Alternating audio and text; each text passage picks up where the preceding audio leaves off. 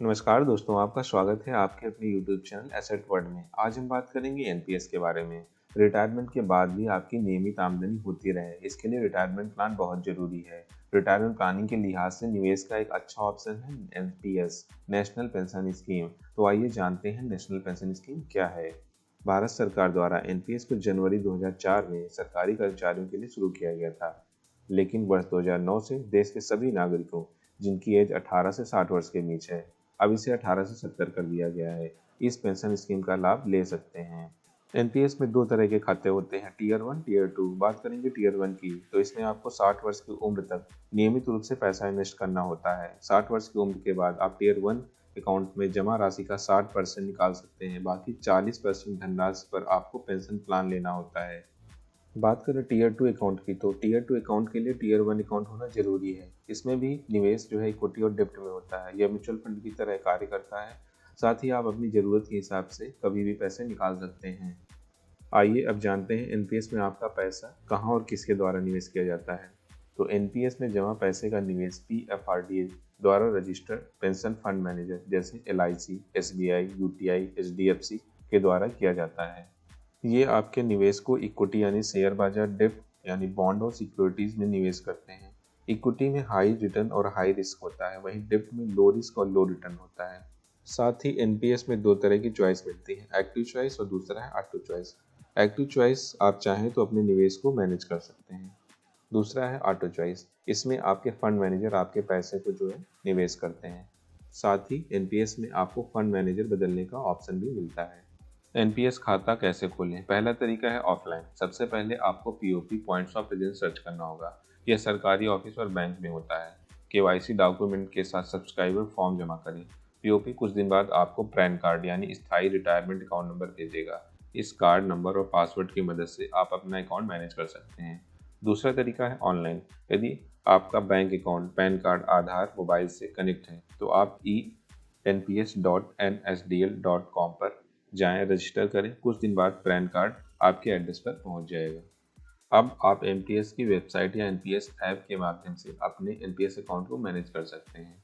ध्यान रखें, आपको साल में मिनिमम 6,000 रुपये इन्वेस्ट करना जरूरी है, नहीं तो आपका अकाउंट बंद हो जाएगा। अब बात करेंगे एनपीएस के फायदे।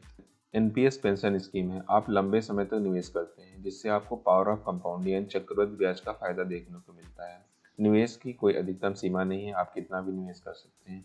इनकम टैक्स 80C के तहत 1.5 लाख तक आपको छूट मिलती है। साथ ही 50,000 रुपये की अतिरिक्त छूट भी एनपीएस में मिलती है। इसमें एक्टिव चॉइस के तहत खुद अपने फंड को मैनेज कर सकते हैं। आप इक्विटी में ज़्यादा निवेश करके आप ज़्यादा प्रॉफिट भी ले सकते हैं। एनपीएस में जमा पैसा अच्छा रिटर्न नहीं दे रहा है तो आप फंड मैनेजर भी बदल सकते हैं। टायर 2 अकाउंट में आप पैसा कभी भी निकाल सकते हैं। अब बात करेंगे एनपीएस में निवेश के नुकसान। तो टायर 1 में जमा किए गए पैसों की लिक्विडिटी कम है, यानी 60 वर्ष के पहले पैसे निकालने के कठोर नियम हैं। क्योंकि एनपीएस इक्विटी डेब्ट बेस्ड है तो रिटर्न की कोई गारंटी भी नहीं होती। मैच्योरिटी पर मिलने वाली रकम पर टैक्स भी लगता है। टायर 2 अकाउंट में टैक्स के लाभ भी नहीं मिलते।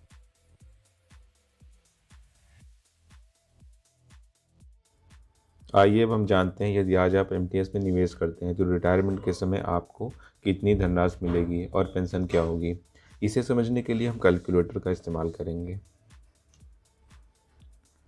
एमपीएस, मान लेते हैं आज आपकी एज जो है वो 30 साल है।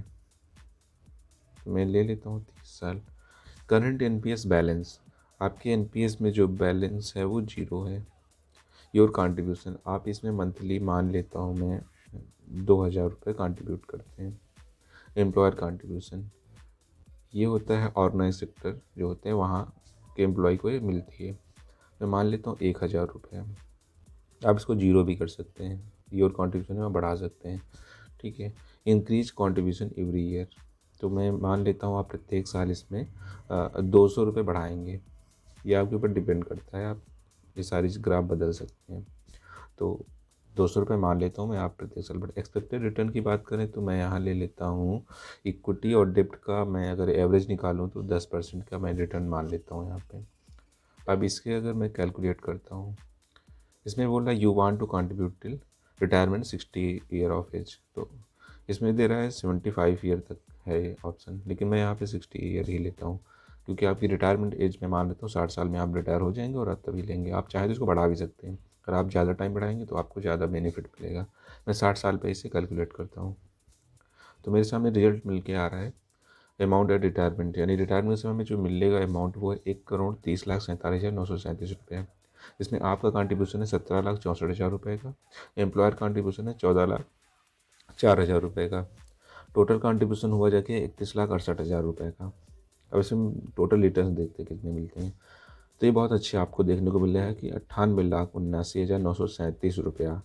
ये होती है पावर ऑफ कंपाउंडिंग। 31 लाख लगा के आपने 98 लाख बना लिए। तो अब हम बात करेंगे कि आपको पेंशन कितनी मिलेगी।